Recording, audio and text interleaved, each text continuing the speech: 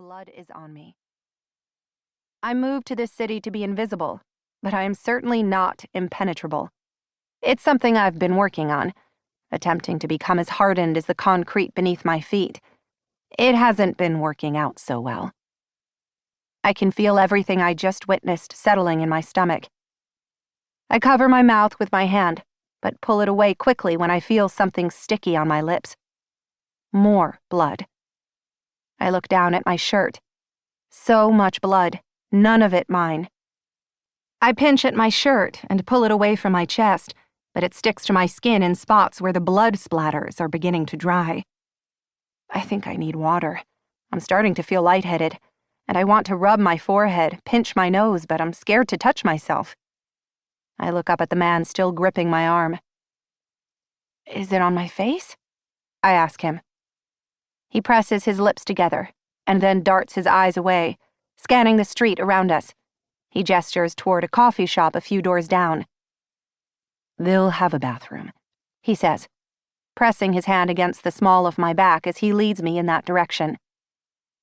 I look across the street at the Pantom Press building I was heading to before the accident. I was so close, 15, maybe 20 feet away from a meeting I desperately need to be in. I wonder how close the man who just died was from his destination. The stranger holds the door open for me when we reach the coffee shop. A woman carrying a coffee in each hand attempts to squeeze past me through the doorway until she sees my shirt. She scurries backward to get away from me, allowing us both to enter the building. I move toward the women's restroom, but the door is locked. The man pushes open the door to the men's restroom and motions for me to follow him. He doesn't lock the door behind us as he walks to the sink and turns on the water. I look in the mirror, relieved to see it isn't as bad as I'd feared. There are a few spatters of blood on my cheeks that are beginning to darken and dry, and a spray above my eyebrows.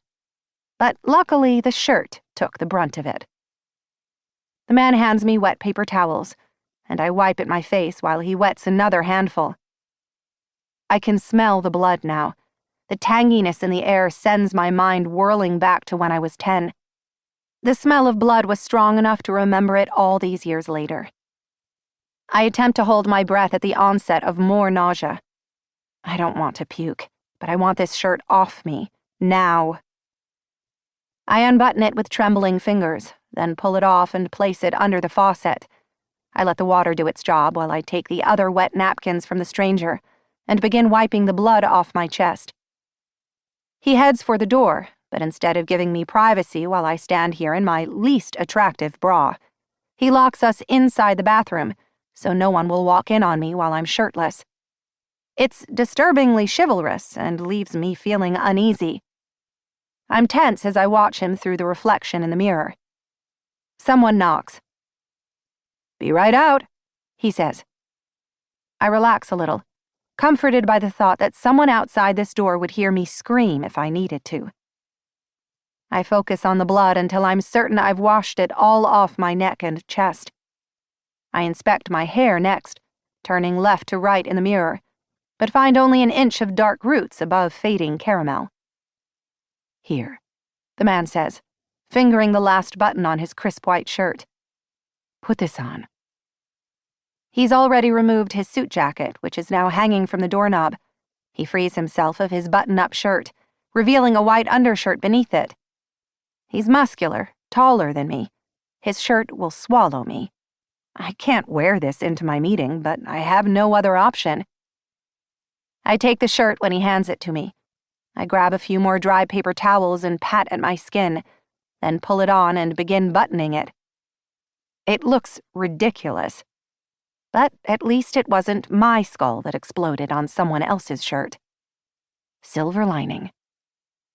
I take my wet shirt out of the sink and accept there's no saving it. I toss it in the trash can, and then I grip the sink and stare at my reflection. Two tired, empty eyes stare back at me. The horror of what they've just witnessed have darkened the hazel to a murky brown. I rub my cheeks with the heels of my hands to inspire color to no avail. I look like death. I lean against the wall, turning away from the mirror. Para seguir escuchando este audiolibro gratuitamente, haz clic en el enlace de la descripción y podrás escucharlo completo sin coste gracias a la prueba de 30 días de Audible.